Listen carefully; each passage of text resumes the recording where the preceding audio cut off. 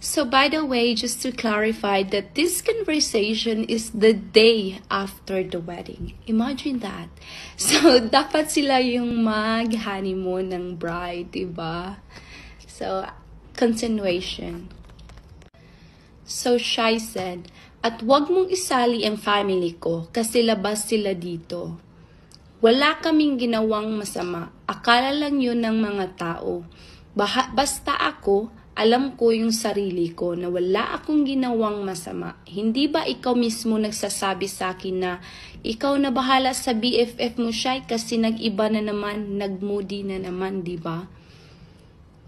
Jory said, i-block mo si Alice kung ayaw mo ng gulo. I-block mo yung number at huwag ka nang magpapakita sa amin. Wala akong paki kung si Alice ang lumalapit sa'yo. I'll try to save this marriage as much as I can. Kasi ayaw kong masira ang mga plano namin. Know your limitations. Pinabayaan ko na nga kayo na mag-sweet in front of me kasi ayaw ko ng gulo. Pero yung mga tao kahapon, lahat sila saksi kung paano nyo ako kinawawa at pinahiya. Oh my God. I can't. So, Shai said, paano ko sinira na halos mag-walkout na si Alice kahapon, pero pinigilan ko. Pero kasalanan ko pa, ate? Paano yun? She said still, wala kaming masamang ginagawa.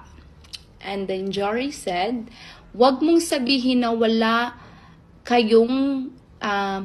mong sabihin na hindi mo alam ang mga ginawa mo, Shai.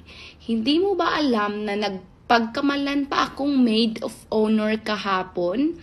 Kasi akala nila ikaw yung bride. Oh my God. Kasi kayo ni Alice ang humihiga sa kwarto kahapon.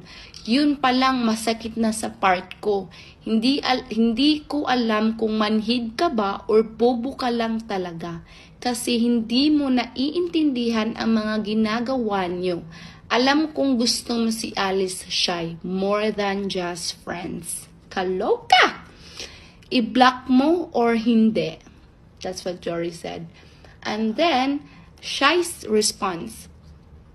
Mas maganda kung mag-usap tayo sa personal para mailabas mo lahat ng galit mo sa akin.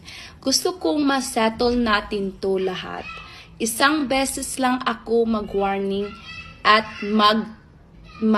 mag-warning. That's what Jory said.